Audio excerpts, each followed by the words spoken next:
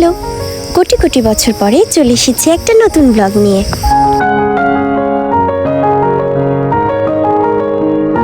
কুরবানির ঈদ তো চলে এলো, এখন শুধু ঘরের ফেরার পালা। কিন্তু দিন শেষে সব পাখিদেরই আর নেড়ে ফেরা হয় কই। হ্যালো বকু, আমরা কোথায় যাচ্ছি? আমরা বাসায় যাচ্ছি। আজকের এই ভিডিওটাতে আমি গ্রামের নিরিবিলি একটা গাছের নিচে বসে ভয়েস ওভার দিচ্ছি।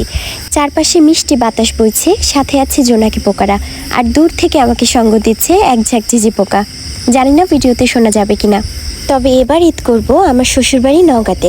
আমি একটু নস্টালজিক হয়ে গেছি, কারণ এই পেজে প্রথম ভিডিও বানিয়েছিলাম 4 বছর আগে, যেটা কিনা শ্বশুরবাড়িতে প্রথম ঈদে যাওয়া নিয়েই ছিল। দীর্ঘ 4 বছর পর আমি একই টপিক নিয়ে ভিডিও বানাচ্ছি। আমরা ব্যাগপত্র নিয়েই বের হয়ে যাচ্ছিলাম, কারণ আমরা অলরেডি অনেক দেরি করে ফেলেছি। আকাশের অবস্থাও খুব ভালো না। আমরা এখান থেকে সোজা যাব গাবতলীতে। যাই হোক, ঈদের কারণে প্রচুর জ্যাম, তাই পড়ে গেছি বিপদে। অর্ধেক রাস্তা থেকেই হেঁটে যেতে হয়েছে। হাঁটতে আসলে সমস্যা নেই, সমস্যা হচ্ছে যখন তখন হুটহাট গরু এসে পড়ে আর পুরো রাস্তায় কাদা। যাই হোক, সেই ঝামেলায় কোনো ক্লিপ নেওয়া হয়নি। বাসে উঠে বসতে আমাদের প্রায় 10:30 বেজে গিয়েছিল। গরমে আমাদের অবস্থা শেষ। সুপারভাইজারকে ফ্যান দিতে বললেই সাথে সাথে আমাদের কান ঝালাপালা ভীষণ শব্দে। ফ্যানটা এত শব্দ করে ঘুরছিল, মাথা ধরে গেল। বাসে এতগুলো ফ্যান, কোনোটাতেই কোনো শব্দ নেই, শুধু আমাদের পাশেরটাতেই শব্দ। দুজন শুধু মুচকে হাসলাম। আমাদের সবার জীবনেও বোধহয় চলতে চলতে এমনটাই হয়। কিছু কিছু খারাপ অভিজ্ঞতা এমনভাবে আমাদের সাথে ঘটে, যেন নিজেরই তখন সন্দেহ হয় পৃথিবীর সব ঝামেলা কি আমাদের সাথে ঘটে। বাইরে দেখলাম চারদিকে ঈদের আমেজ, সাজসজ্জা শুরু হয়ে গেছে। এসব দেখতে দেখতে ভীষণ ক্লান্ত শরীরে ঘুমিয়ে পড়লাম। ঢাকার মেইন রাস্তায় এত জ্যাম যে আমাদের বাস যাচ্ছিল অলিগলি দিয়ে। হঠাৎ ঘুম ভাঙতেই মনে হলো জানলা দিয়ে ঠান্ডা বাতাস আসছে।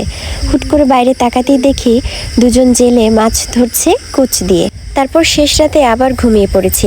যখন চোখ খুললাম তখন সকাল। আকাশে মেঘ জমতে শুরু করেছে। আমরা একটু পরেই যমুনা ব্রিজে উঠবো। চারদিকে তুমুল বাতাস বইছে, পুরো রাস্তায় সব ধুলোতে লুটোপুটি।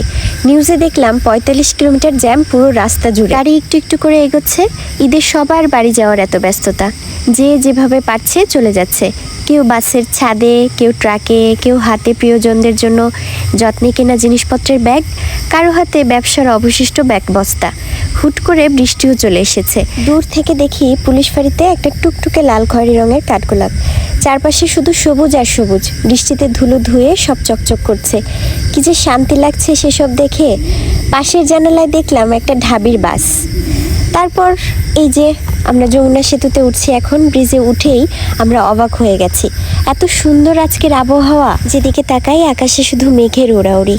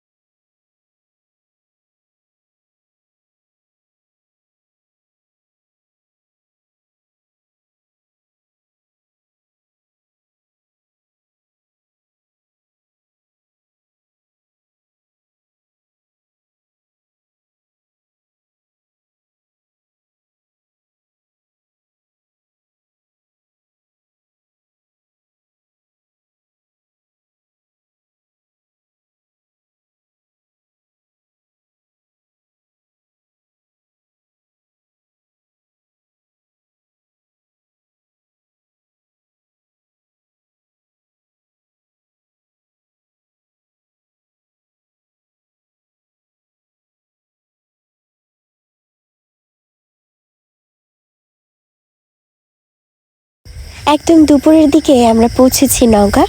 ওখান থেকে যাব সতীহাট। এই যে অবশেষে আমরা পৌঁছে গেছি। একটু হালকা করে কিছু খেয়ে নিলাম। আজকের আবহাওয়াটা দারুণ ছিল, বেশ ঠান্ডা একটা ওয়েদার, সাথে হালকা রোদ। তাই এত লম্বা একটা জার্নিকে বোধহয় মন সয়ে নিয়েছে। গ্রামের চারপাশে শান্ত সবুজ দেখতে দেখতেই গত রাতের সব ক্লান্তি ভুলে গেছি। দেখা হবে আবার নতুন কোনো ব্লগে। আজকের মতো বিদায় নিচ্ছি। সবাই ভালো থাকবেন, টাটা।